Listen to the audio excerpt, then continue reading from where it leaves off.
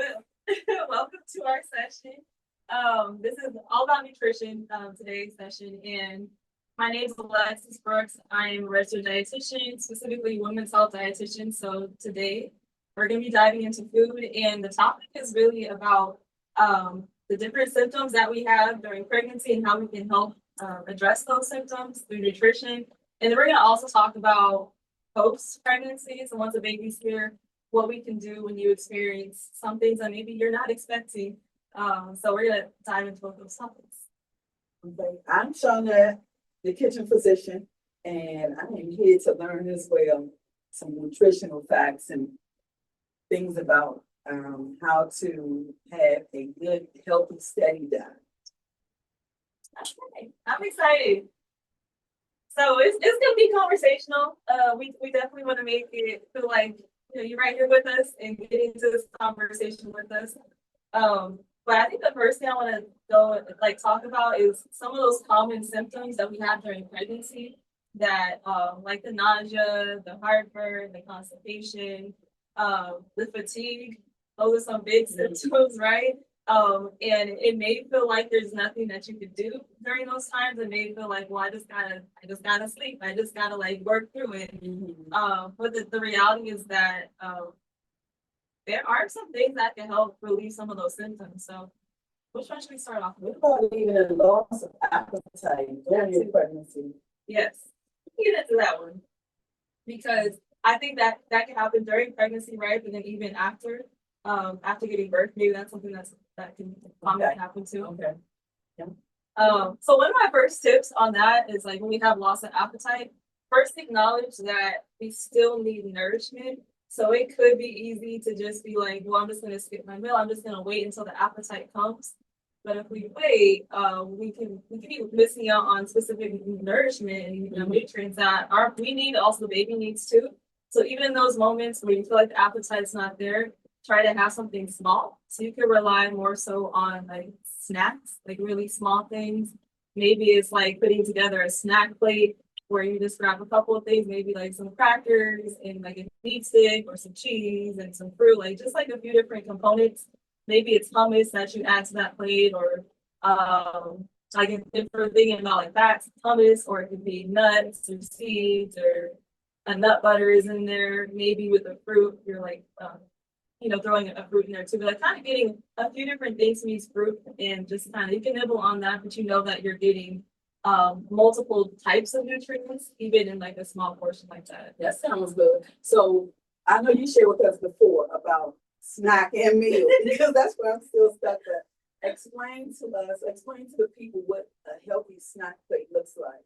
Because again, I don't, they say just this much of a serving, we eat the whole bag.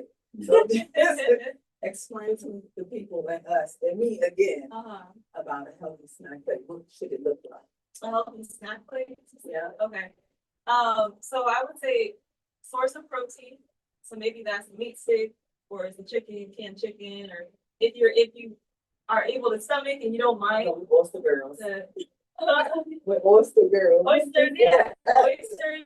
Some smoked oyster. That's right. Oh, zinc. You're gonna get a lot of zinc from that, which is amazing. You could do the sardines, mackerel. We can do. So those would be the cheese too. So that would be protein. So cheese is a protein source. So first thing we want First thing we want is protein to be part of that snack. Okay. The second thing we want is a fruit and or vegetable. So depending on what your appetite is what you tolerate, you can do either or you can do both. Let's say if you were to do some easy vegetables that you're not cooking in this snack, please. So maybe you're doing some baby carrots, or you're doing some sliced cucumbers, cherry tomatoes, or maybe you have those little bell peppers. Maybe that's the veggie. Sweet. Yeah, the sweet peppers. So maybe that's not veggie. Yeah. A fruit that's easy. We're thinking about fruits that you don't have to do a whole lot with.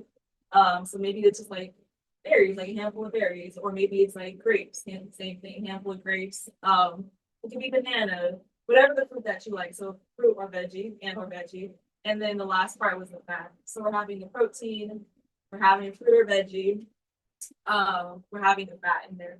So that could be like the nut butter, almond butter, peanut butter. Maybe it's with nuts or seeds, hummus, any of those things. Gotcha. And I did that to the first time at carb. So you could choose a carb if you What's want. a carb for a snack? So technically, actually, for is a carb. So that could, if you want that to be a choice, that's an option. Avocado. Avocado would be a fat, so that'd be a fat option. Carb would be maybe like crackers. Okay. Or any fruit, yeah. Or you could do crackers, and maybe there's some chips you wanted to have, like little small serving of chips that you can throw that in on the snack plate too. So it's kind of like we're getting a little bit of each thing. Okay. Okay, I really have to work on the proportion and the size for a snack plate. Because when something is good, you have that tendency to just eat as much as good. And I want to do this right. Especially now that I'm on this, I have been on a clean, type of diet, trying not to eat dirty. Trying not to eat dirty. Dirty? Mhm. No dirt in my food. Right, you gotta wash your food so it's not dirty food.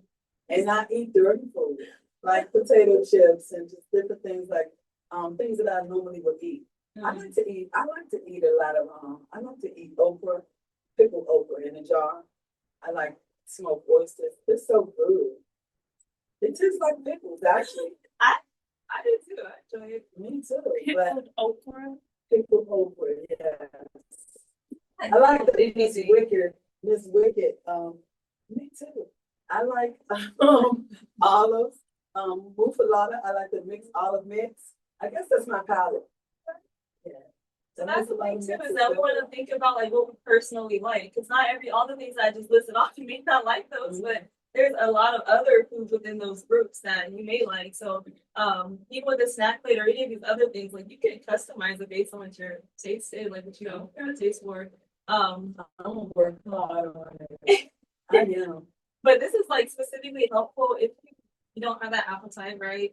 Or if you're nauseous. The nice thing about a snack plate is that it's cold. So when you're nauseous and when smells bother you, you may not want something that's hot, because when something is hot, you can smell it. But when something is cold or room temperature, it's more helpful for these food aversions. So the snack plate, that's why that kind of works. So other things that are cold, it could be a wrap, a sandwich, it could be a smoothie, it could be yogurt, it could be a parfait, it could be a chia seed pudding. Like these are also cold foods that are easy to digest and also easy to put together too. Yeah. That's good to know. I didn't even think of it like that, but that's true. You can smell food, hot food. Yeah. I mean, you may even need to, depending on like how big your aversion is to food and like the smells, maybe if you're cooking or someone else is cooking, you may have to open up the window so that or have a fan so it's actually like not going towards you if you're really sensitive to that. That sounds good. Let me ask you this. When you are nauseous, what are some things, I know that ginger is good, peppermint is good. Yeah, what are some things to try and get from an expecting mom to calm her son?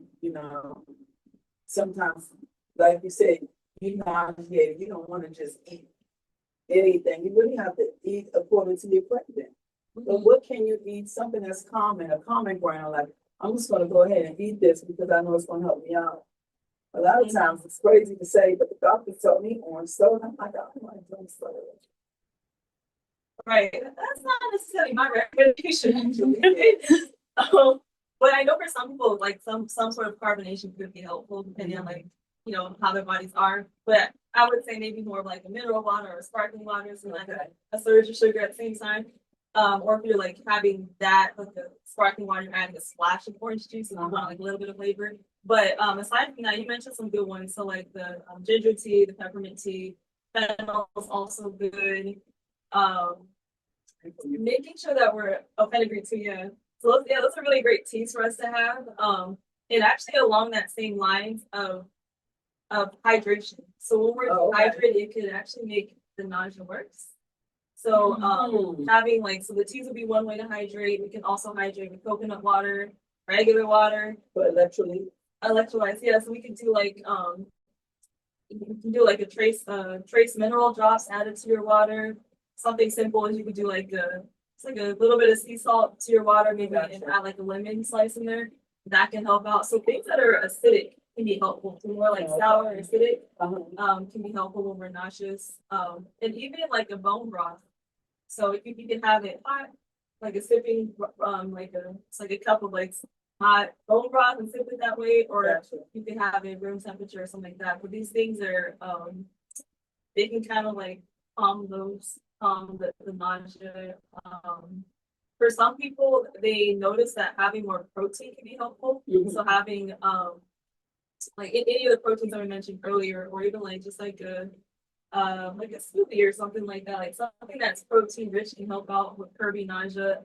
Others may find that it's more something carb rich, so like crackers or something like that. Gotcha. Let me ask this. What are, it's blank my mind like that? What are some things that, give me a second, because I just had a blank moment. Okay, so you think about what you can think about. We talked about nausea. Bloating is actually another one that the specific teas we mentioned. Those teas can help out if we feel like we're a little bloated too, gassy. Um, should we switch over to a different symptom? So I know some other things we may experience like the heartburn, constipation. Constipation. Okay. Constipation is really big because expecting moms are required, most of them are required to have iron pills and Yeah. some vitamin D. And so sometimes that can cause you to have gain constipation, and as well as if the baby is pressing down on those certain organs, it's kind of hard to move around and, you know, the digestive tract is off and you can't go to the bathroom the way you need to. And so it causes constipation. What can we do? Fruit? Yes. Okay. We can do fruit because we're looking for fiber. Fiber to kind of help move things along. There's a couple types of fiber, but the one that helps out the most is we refer to it as a soluble fiber. So it's the one that draws in more of the liquid, so that more of the water specifically, so that our stools aren't hard and hard to pass. So actually berries do a good job of that. Golden kiwi is another one. Okay. That's a really great one for constipation. Chia seeds. So you can do a chia seed pudding, or you can also do, if you don't like that, you can also actually, if you don't like that texture, I don't know if this works or not, but you could add a little bit of chia seeds to water, let it sit for a little bit. It'll turn into like a jelly-like substance. And think of that as like that also helps to lubricate your stool so it can go too. And keeping in mind, there's also, aside from getting the fiber, want to make sure that we're staying hydrated because we're creating that bulk and helping it, but we need to like be able to move it along too by getting enough water and movement. Those things are key. I do know too that grapes, raisins, dates, Yeah, also are helpful, fruits. but can they also be detrimental if, you know, for expecting mom? So, I don't No know. specific fruits. Yes.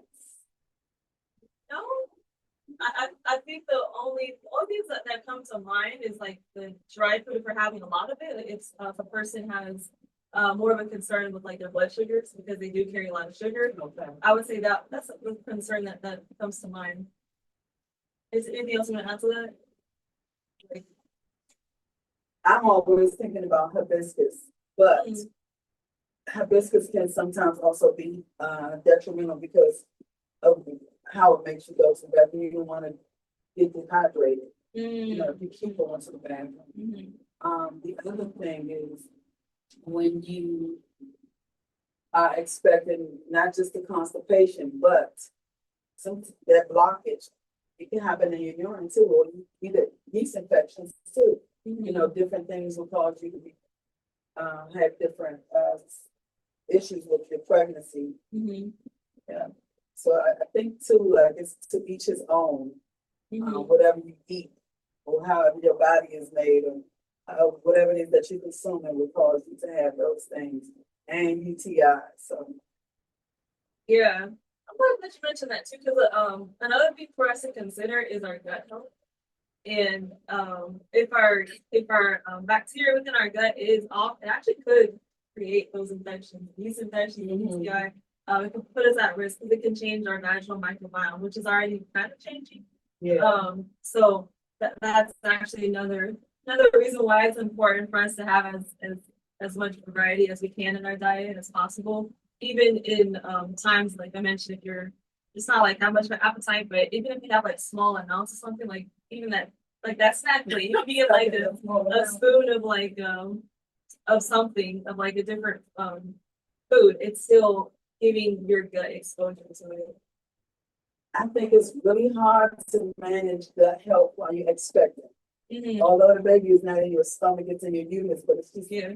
kind of like iffy type thing. You're trying to maintain your gut health, and you just really can't do it because somebody is inside you and it regulates everything about you. What are some foods that you can eat to help build your blood before the pregnancy and then post pregnancy, or during the pregnancy and then post pregnancy? Okay, definitely leafy greens, dark leafy greens. That's going to carry like our iron. You'll also have like magnesium. So those are important minerals that we need. Best if they're cooked. We get more nutrition from those specifically if they're cooked.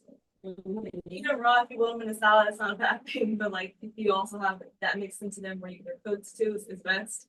We want to make sure that we're also with those specific like dark leafy greens, there's some sort of vitamin C source because we need that extra boost of help to absorb when we're talking about plant sources. So maybe you add like you squeeze lemon on top of it, like when you're cooking, or maybe you add tomato in something, or maybe you add berries at the end of a meal, or broccoli is an example, but another food that has vitamin C. Bell peppers have vitamin C, and having it mixing somehow part of the meal so that we get that full absorption. Meats are the highest absorption of minerals. So if you're a person who enjoys meat and seafood, like I would say that whole category will be able to get a lot. We talk about oysters. That's a great point. Also like sardines, salmon, chicken, turkey, like all those things will have iron and minerals that we need to build our blood. That sounds good. I think I'm getting hungry. What are some of your top recommendations for the leafy greens? Top, oh, like the specific ones? Yes. Oh, I like arugula, spinach, kale. We definitely like the bitter ones too. Like they're all great, but if you have the bitter ones like arugula, like it has that peppery taste, it's really good for your liver too. It helps with digestion. So we have bitter foods or foods that are kind of like a little sour. They help our digestion. So you get the extra added bonus of that. But Swiss chard is another one I really like. I recently got into this. I don't know if you guys tried it before, but beet greens. Yeah, Beet greens. They're so good. I see them when I'm at the grocery store. I like the dandelion. It's a little bit too. Yeah. But I like to mix it. In fact, I like gumbo greens, so I'll mix like a black kale, cabbage, spinach, and maybe sometimes a collard. You just chop them up and cook them. Cook them separately, but then Mix at it some together. point blend it. I like something. Yeah, Add some peppers and onions. yes, So all of these points that you're making, are you able to do it like for those who are in active labor or like in the hospital or something like that, but if they're nauseous or if they still need to eat, like how does that look for them? I would say probably focusing on foods that are more gentle. So, especially because there's already a lot going on, I don't want to add more stress to the digestive system. So, I like a bone broth. I think bone broth is good during that time, and definitely after too is another one that helps to build the body back up because it has the collagen in there and it also helps to like repair the tissues. So I would say a bone broth is good.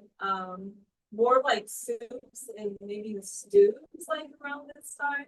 Yeah. Probably like more like warming foods, that type of thing I think would be easiest. And then I think even like some of those carb-rich foods, like we mentioned, like crackers, things that are just like easy to eat and easy to digest. But that's what I would recommend, like focusing on hydration, and really simple, easy to digest foods. While, because you're probably, as you get more in pain, so you're probably really not gonna want. I was about to Yeah. say, because in active labor, they usually don't even allow you to Yeah, eat. at that point. They Right. don't allow you to eat. Sometimes we can conflict with the contractions, or the baby say, "Oh, wait a minute, I'm not ready yet." She ate a piece of cake. Right. I'm gonna stay A here little for a bit minute. Yeah. It's comfortable. Like, oh, wait a minute. I remember it's food in here. Yeah. Wow. Yeah, I would say up until that point, but yeah, after a certain time, it's cut off. Right. Yeah. Teas. I think they just give you ice, and sometimes some hospitals just let you rub it on your lips. They don't even let you It's the ice check. chips. Yeah. Wow. That's good to know.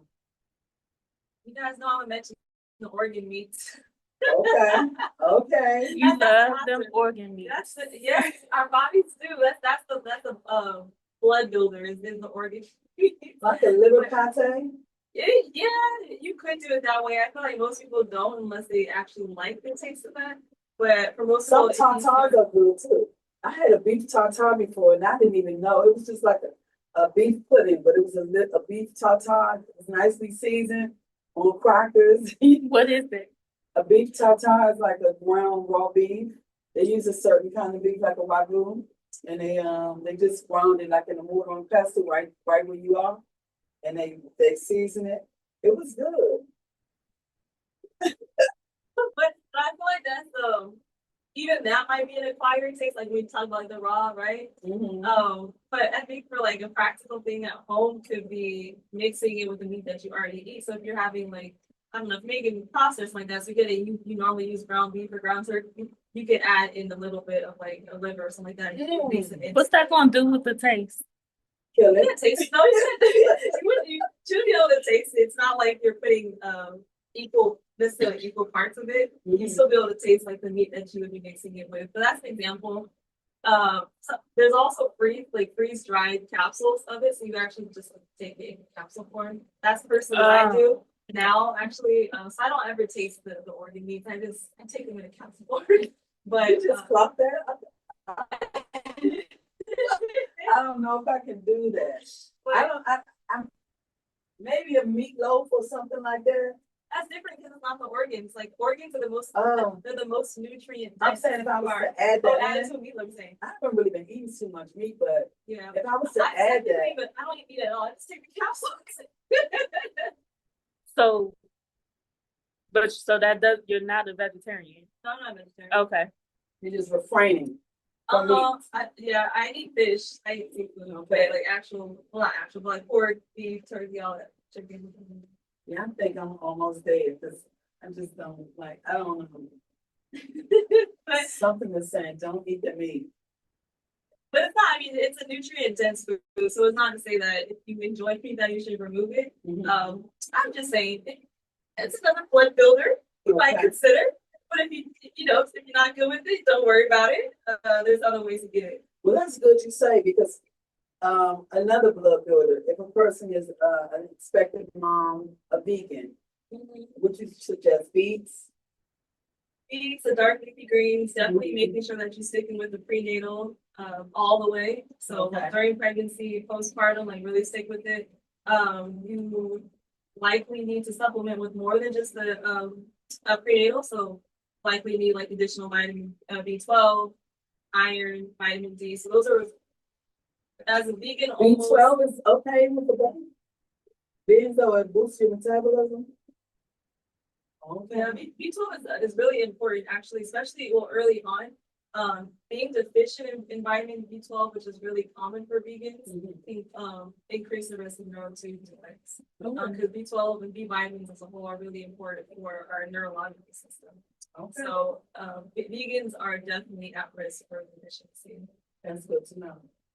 If a mom is a vegan, are they able to like take I guess constant blood tests or something to see what areas they may be lacking in as far as the vitamins and the minerals?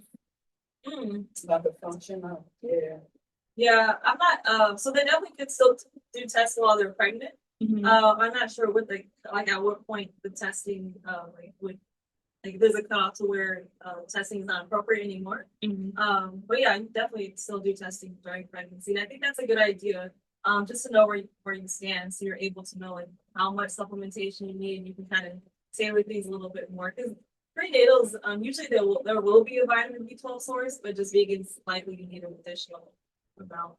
Actually, I still can't remember the question. It was so many. Maybe that's how age. Um, heartburn is another one. Oh, yes. Talk about it. Yeah. My goodness. Heartburn. I think my first pregnancy, I had so much heartburn that I didn't want to eat anything, anything. And then, yeah, I guess the myth is true. They say if you have a lot of heartburn and your baby come out with all his hair, and sure enough, he had so much hair. I mean, just like so much hair. It was scary looking, but yeah. Same. I heard that one before. Talk about Yeah, if you have yeah, heartburn. you have heartburn, you have your baby have all his hair, and he has so much hair, like he was already big. Like, oh my goodness. So what do you do in cases of heartburn? So yeah, with heartburn, you want to make sure that you're spacing out your meals. So roughly like every having a snack or a meal every 2 to 3 hours, because you want to avoid having large meals. So if you have them more frequently, you're able to have smaller amounts too. Because think about it this way, like the larger the meal, the more stomach acid has to be produced. Okay. And during pregnancy, there's a sphincter, so it connects our esophagus to the stomach. It's like a flap. Think of it like a door. Yeah. But it begins to relax, like when you're further in pregnancy because of our progesterone levels. So if that flap is beginning to open up, it allows the stomach acid to come out. Oh. So in order to help that, just having like those smaller meals, trying not to recline after meals, even if you feel really sleepy, you just like want to chill after a meal, trying to at least be at like a 45-degree angle. So if you want to relax, like maybe more so on the couch, just making sure like you're not all the way flat, so that acid's not coming back up. I'm trying to think what else. You may notice there's specific foods that can make it worse. Oh, okay. Tomato sauce. Like, Yeah. Yeah. For some people, chocolate is another one. Mm. Others is spicy foods might make it worse. So Chocolate is acidic though, right? Some. yeah, it can be. Okay. But it's not like across the board necessarily. Some people it triggers, but not everybody. Gotcha. I know that cherries, strawberries, most of the berries. Berries, Yeah, probably acidic. I have a question about a lot of expectant moms become gestational diabetics. Mhm. I know that in one of my first pregnancy, I had gestational diabetes and then it went away. Mhm. What they invited me to start doing a renal diet, and it was okay, but eating like 5 grapes, a half an egg, and a piece of toast, it was just not right for me. So I was not consistent with it. What do you suggest for a mom who has an extra large baby and probably become gestationally diabetic? Mhm. Yeah, so the first thing is actually has to do with the meal timing. So usually meals should be I feel like you're eating pretty often because they're actually the recommendation. So like 3 meals and 3 snacks. But the snacks are on the small. Like I'm excited. Okay. 3 meals and 3 snacks, that sounds good. So for so first be like a morning, you start with like a morning snack, so something light in the morning, and then you have your breakfast, and then having like between breakfast and lunch, having a snack, or sorry, not breakfast and lunch, between lunch and dinner is a snack there. And then after dinner, you may have like a bedtime type snack. But having eating at these increments can help out so the blood sugars aren't like going up and down. The first thing of the day though, it should be because it's the time when our insulin is not the most active and our blood sugars are at risk of being the highest. We want to avoid having dairy or fruit as the very first thing. And then you can have it for your actual breakfast. So that's one thing. But then another thing that's really important to keep in mind is we still should be eating carbs. It's more of like a carb control diet in the sense of that we just want to be consistent with a specific amount of carbs throughout the day. But protein is major, making sure you're getting enough protein and enough fat and fiber. Those are like the three things. Without those, we're going to see a lot of issues with the blood sugar. So it's really important that women have protein with all the snacks and the meals to help out. Okay, so let me ask this. Do you suggest that breakfast is still the most important meal of the day if a mom is expecting and they don't have that appetite or don't want to eat in the morning or can't? You know, do you think that they should just really push themselves to eat breakfast?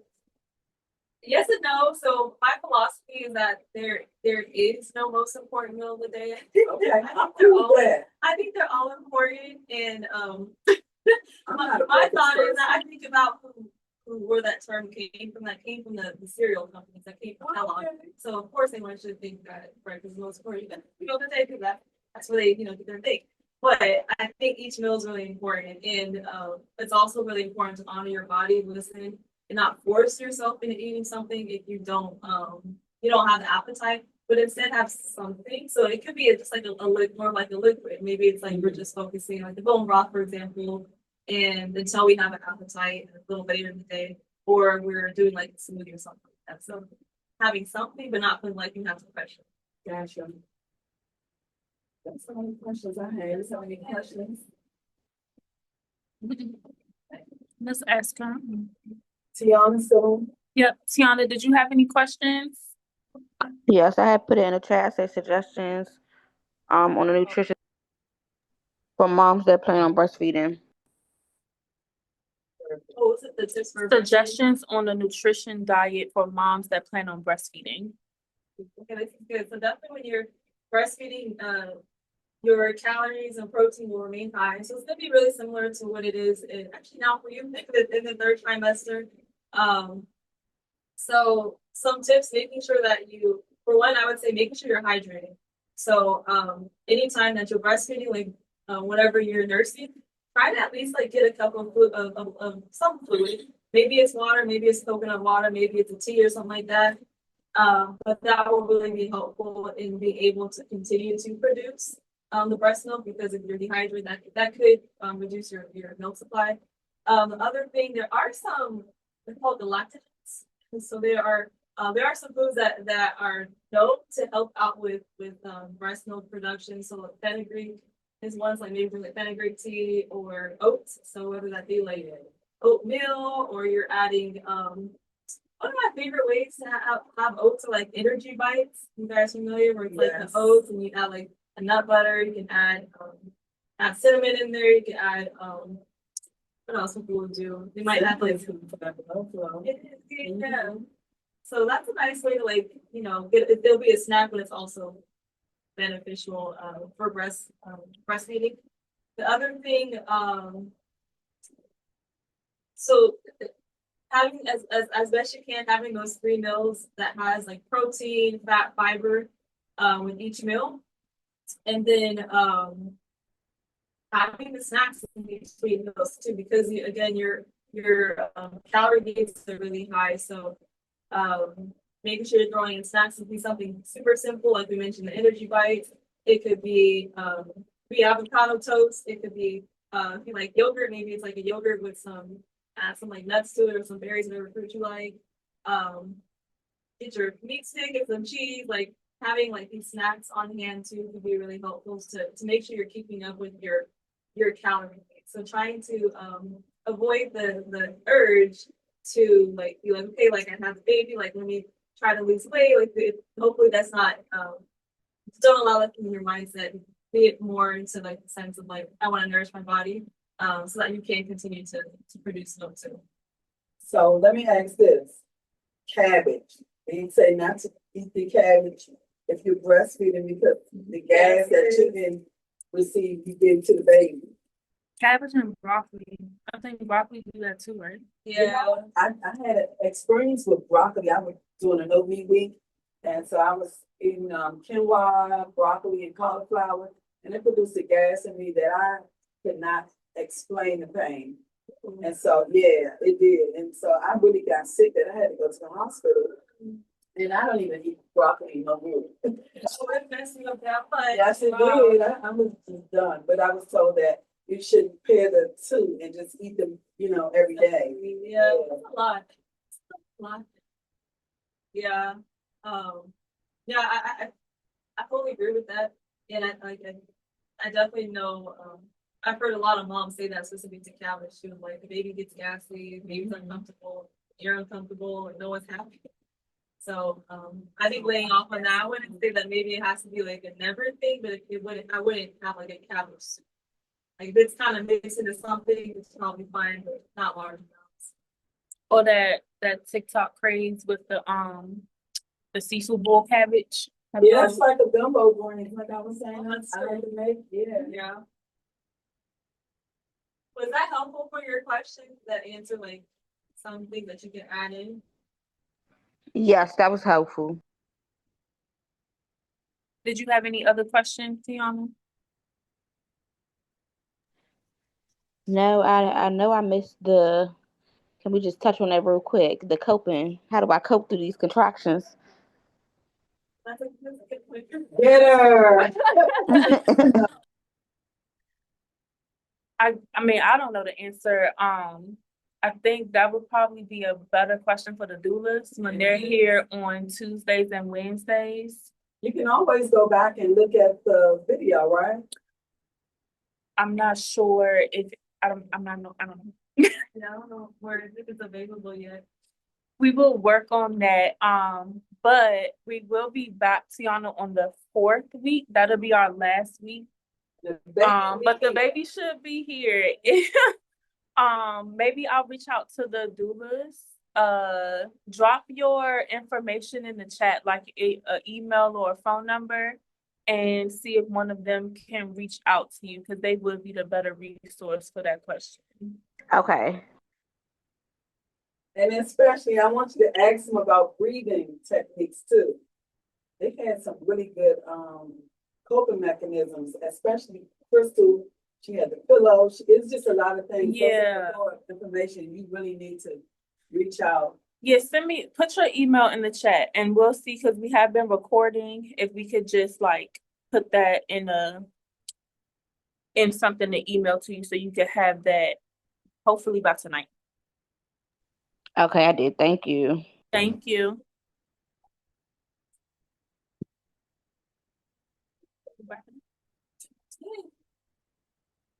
Well, thank you for joining us. Wishing you the best, and